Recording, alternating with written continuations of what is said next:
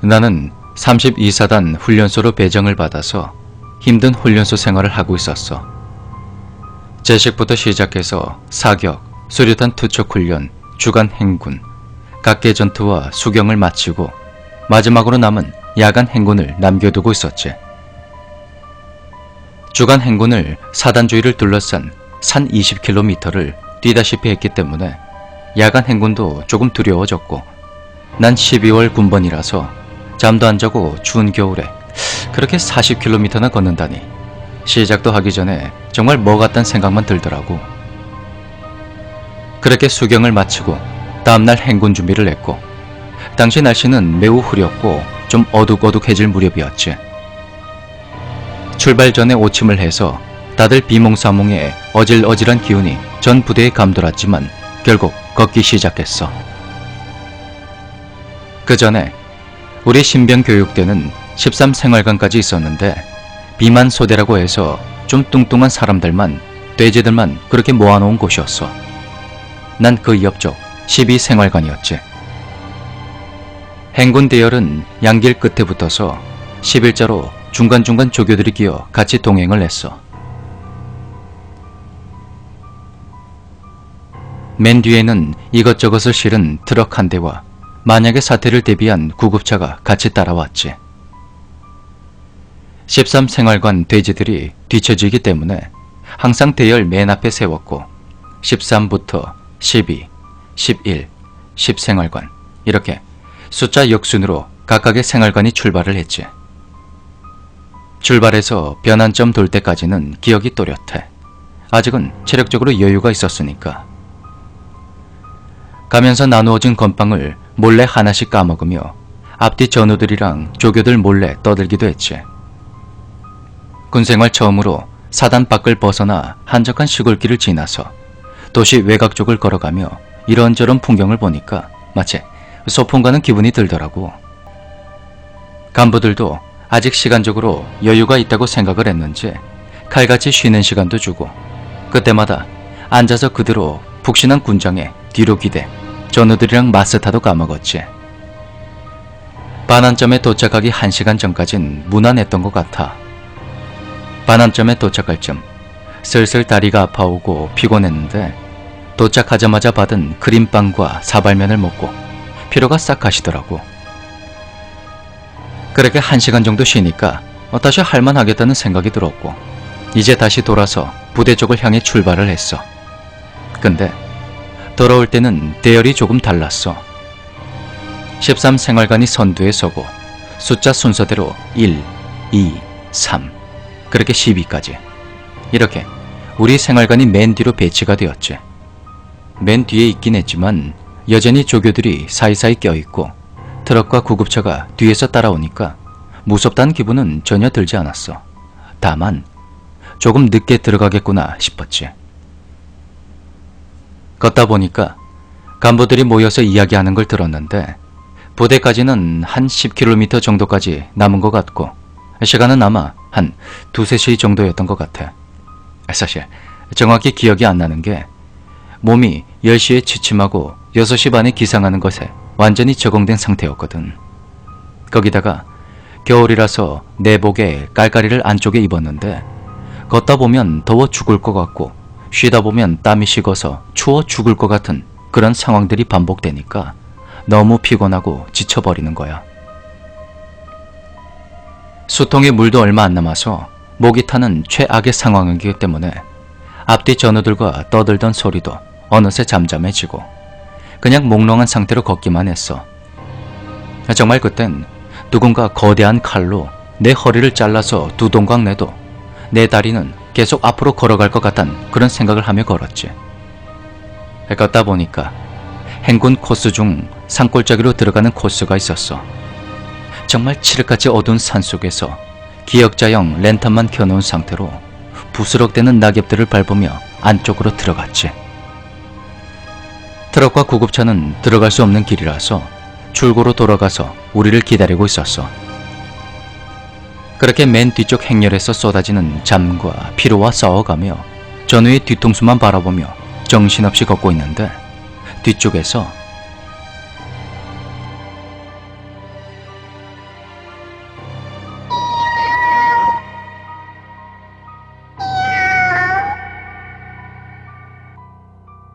이런 소리가 들려오는 거야. 산고양이가 있나 생각했는데 정신을 차려보니 정말 이상한 점이 야옹이라는 소리를 사람이 입으로 내고 있다는 그런 느낌이 드는 거야. 동기가 피곤해서 미쳐서 저런가 보다 하고 돌아볼까 생각도 했는데 군장도 메고 있는 데다가 호기심보다는 귀찮은 것이 더 강해서 그냥 걷기로 했어. 마침 쉬는 시간이 되었고 산속에서 잠깐 쉬기로 했지. 방탄 이상무, 총기 이상무, 뒤로 번호. 하나, 둘, 셋! 넷, 열셋, 번호 끝. 마지막 동기가 그렇게 외치고는 약간 뻥졌어. 우리 생활관은 14명이었거든. 그래서 자기가 처음으로 13을 외치고 당황히 하더라고. 다시 한번 세어봤지만 13명밖에 없었어. 나는 상황이 심각한 걸 모르고 앉아서 그냥 꾸벅꾸벅 졸기만 했어. 그땐 그냥 앉기만 해도 바로 잠이 쏟아지더라고. 그렇게 한 명이 비니까 중대장이 간부와 조교들을 집합시켜 놓고 뭐라고 하는 소리가 들려왔어. 시발시발 하면서 욕을 하던지 2명씩 조를 짜더니 휙 흩어지더라. 당시 나로서는 와, 진짜 재빠르게 대처하네 이런 생각을 했지만 말이지.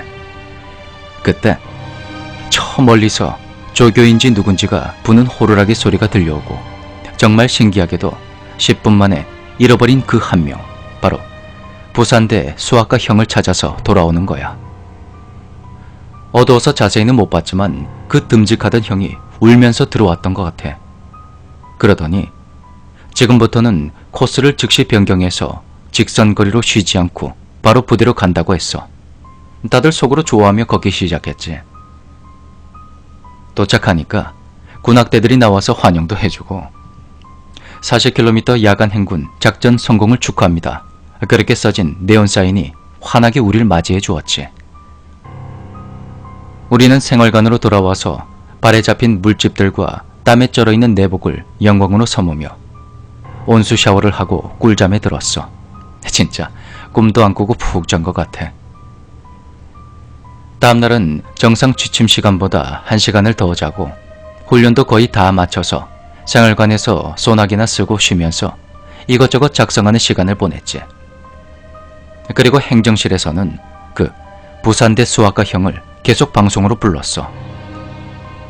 그 형은 그때 행군대열 이탈이 탈영 비슷한 문제로 다뤄져서 진술서를 쓰고 면담을 하느라 꽤 여러 번 왔다 갔다 하더라고. 우리는 행군 당시에 그 이탈에 대해서 너무 궁금해서 물어봤고 형은 믿을 수 없는 이야기를 해주었어.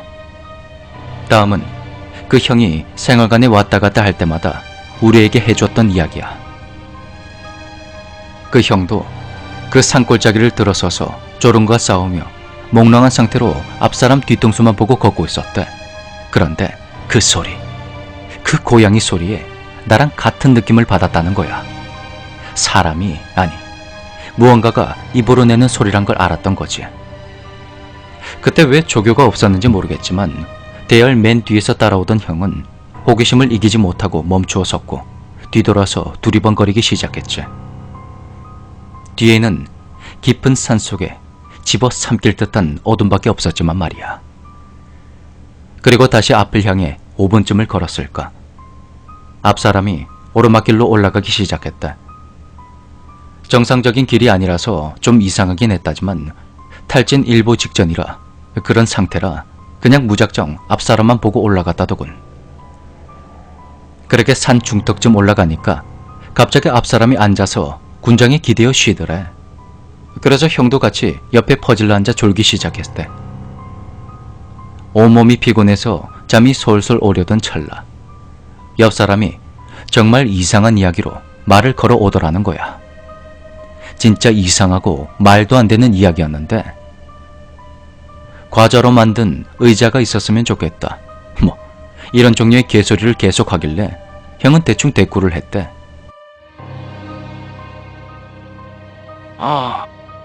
그래. 그래. 그러다가 갑자기 이런 질문을 하더래.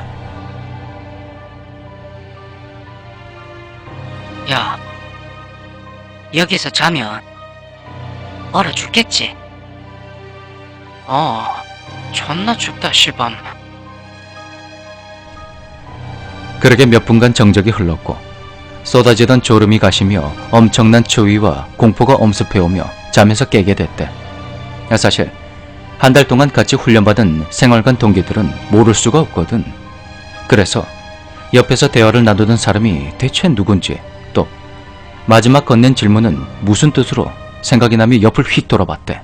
그런데 왼쪽에도 오른쪽에도 아무도 없이 혼자 산 중턱에서 형 혼자 이야기를 하고 있었던 거야. 꿈인가 싶었지만 걷다가 흘린 땀으로 젖은 내복에 찬바람이 불자 형은 깨닫게 되었지. 어둠 속에 홀로 남겨진 사실을 말이야. 형의 기억자 랜턴도 마침 고장이 나서 정말 아무것도 할 수가 없었대.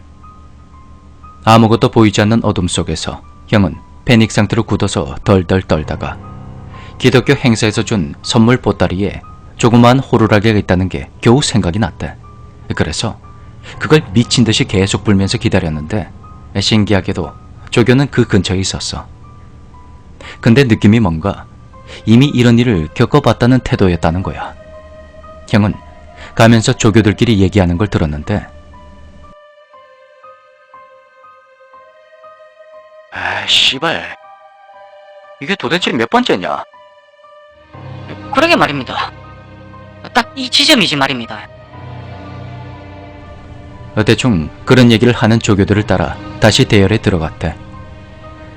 그 형의 이야기에 날 포함한 생활관 동기 몇 명의 억소리를 내며 놀랐어. 우리도 그 고양이 소리를, 아니 그 입으로 내는 소리를 들었거든. 그래서 더욱더 소름이 돋았었고 그날 밤은 무서운 이야기만 하면서 잡담을 했지. 행정실을 왔다 갔다 한 그 형은 우리에게 해준 이야기를 그대로 간부에게 해줬는데 간부는 뭔가 이미 알고 있다는 듯한 말투로 말을 하더래. 결국 그 사건은 조용히 지나갔고 그 형은 무사히 전입을 갔지. 이야기는 여기서 끝인데 내가 나중에 자대에 가서 같은 32사단 신병교육대 출신 선임이랑 근무를 서는 중이었거든. 선임이 무서운 이야기나 좀 해보라 하길래 마침 이 이야기가 생각나서 했더니 갑자기 그 선임 표정이 굳어지는 거야. 그게 매 기수마다는 아닌데 야간 행군 중에 자주 발생했던 사건이라 하더라고. 그리고 나중에 거기서 온 신병한테 물어보니까 코스가 바뀌어서 산으로는 들어가지 않았다고 그러더라고. 이거 제대로 홀린 거 맞지? 귀신한테 말이야.